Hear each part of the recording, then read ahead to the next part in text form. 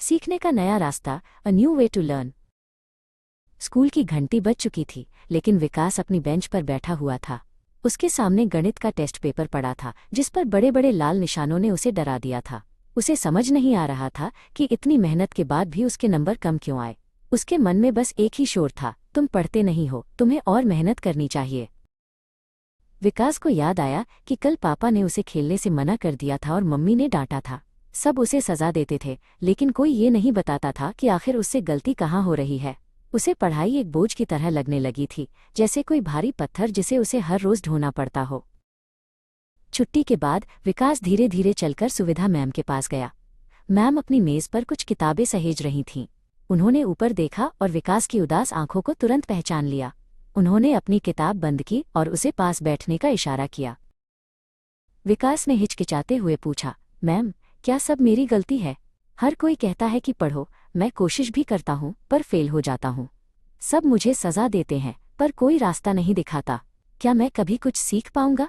उसकी आवाज में एक गहरी हताशा थी। सुविधा मैम ने विकास की बात ध्यान से सुनी। उन्होंने खिड़की के बाहर एक छोटी सी चिड़िया को तिनका ले जाते हुए देखा और मुस्कुराईं। उन्होंने कहा, विकास, जीवन में 3 चीजें सबसे जरूरी होती हैं और उन्हें देखने का नजरिया ही सब कुछ बदल देता है। मैं तुम्हें एक काम का नियम बताती हूँ। मैम ने कहा, पहला है काम। काम वो होता है जहाँ तुम्हारा जाने का मन करे। जैसे एक कलाकार अपने कैनवास के पास जाना चाहता है, वैसे ही पढ़ाई को बोझ नहीं, बल्कि वो जगह बनाओ जहाँ तुम नई दुनिया की खोज के लिए खुद जाना चाहो। विकास ने अपनी आंखें सिकोड़कर सोचने की कोशिश की। सुविधा मैम ने आगे बढ़कर कहा, दूसरा है घर। घर वो जगह है जहाँ तुम लौटकर आना चाहते हो, जहाँ तुम्हें सुकून मिले। अगर तुम्हारी पढ़ाई तुम्हें शांति नहीं दे रही तो हमें उसे घर जैसा बनाना होगा, जहाँ तुम सुरक्षित महसूस करो और सवाल पूछने से न डरो। फिर उन्होंने विकास के कंधे पर हाथ रखा और कहा, और सबसे जरूरी है शिक्षा। शिक्षा वो नहीं है जिसे रटकर परीक्षा दी जाए। शिक्षा वह है जिसे तुम जीना चाहो। Education is what you want to live. जब तुम जो सीखते हो उसे अपनी रोजमर्रा की जिंदगी में उतारने लगते हो, तब वो बोझ नहीं रह जाती।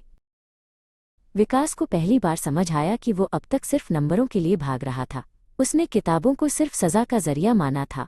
उसने मन में सोचा, अगर मैं विज्ञान को जादू की तरह और इतिहास को कहानियों की तरह जीऊं तो शायद मुझे डर नहीं लगेगा। उसके चेहरे पर एक हल्की सी मुस्कान आ गई। थैंक यू मैम, अब मैं पढ़ाई को सिर्फ पूरा नहीं करूंगा बल्कि उसे जीऊंगा, विकास ने आत्मविश्वास के साथ कहा। वो अपना बैग उठाकर स्कूल से बाहर निकला। आज सूरज की रोशनी उसे परेशान नहीं कर रही थी, बल्कि उसे एक नई राह दिखा रही थी। अब उसे पता था कि उसे कहाँ जाना है।